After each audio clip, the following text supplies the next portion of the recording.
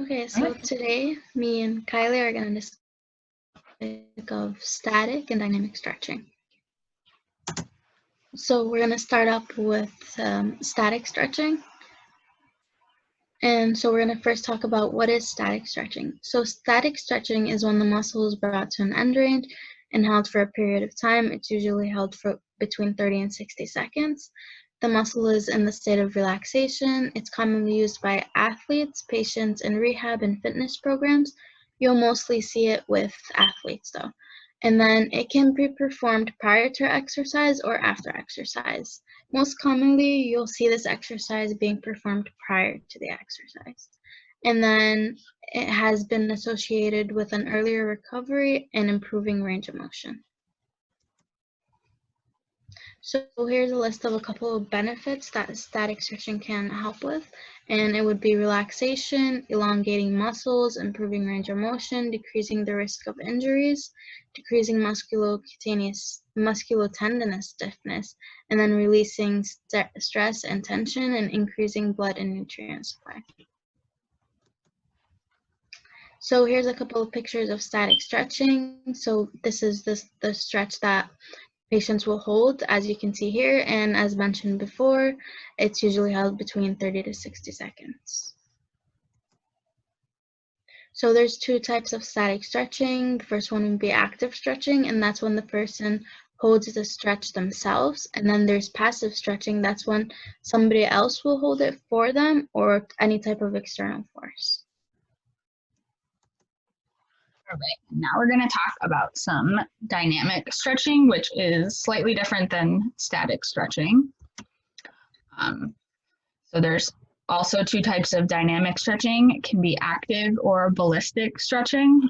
The ballistic stretching, you're going to see the rapid, quick motions at the end range, like you're bouncing. Ballistic stretching is not recommended for a lot of reasons. It's an increased risk of injury for sure. There are very few instances where ballistic stretching would be recommended, but you don't typically see it recommended for just about anyone due to the risk of injury. The active dynamic stretching is a movement-based stretching technique. It's going to use the motion to create a stretch within the muscle. There's no real hold phase like in static stretching. You're not just going to hold the stretch for 30 seconds. You're going to kind of repeat the motion over and over for a predetermined either time or over a distance. You can see some pictures here of crossbody kicks. You can either do them standing in place or moving between cones or like lines on a field or something. You can go back and forth doing those. And then the other picture is just of like a twisting lunge. The person in the picture is using a weight. As a warm-up or a stretch, you wouldn't be using the weight. You'd just be twisting your body there without the weight. The effects that dynamic stretching is going to have on the body is it's going to warm the muscle up a bit quicker than static stretching would. And with the muscle warming up quicker, the nerve conduction is going to be a bit faster, so it's going to recruit those muscles and motor units faster, so that will in turn prepare the muscle for a high intensity activity. It's going to increase the blood and oxygen and other nutrients to the muscles, ligaments, and tendons, same as static stretching would. It's just going to happen a little faster, which is going to just result in more strength and power in the muscles.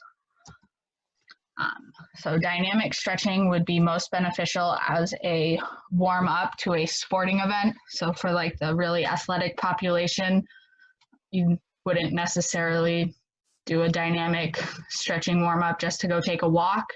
It'd be something a little bit more aggressive, like a lacrosse game, soccer game, volleyball, any of those. It's going to offer a bit of a mental component as well, which is going to be beneficial for the athletic population, as it's going to prepare your body and mind for what you're about to do at a more intense level. Specific events, especially the ones that require quick change of direction, jumping, balance, anything with muscle power or agility have all been shown to benefit from the dynamic stretching warm-up. So in conclusion, the static stretching is going to improve muscle length, range of motion, and it's going to promote some relaxation of the muscle. They make it a great asset to people in rehab or as a cool down, or athletes that balance and flexibility is going to be important for them.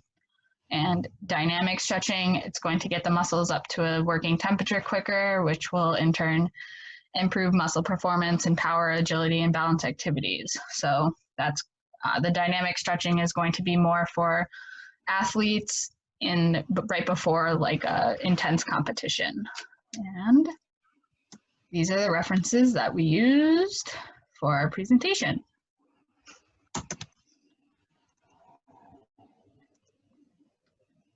Share.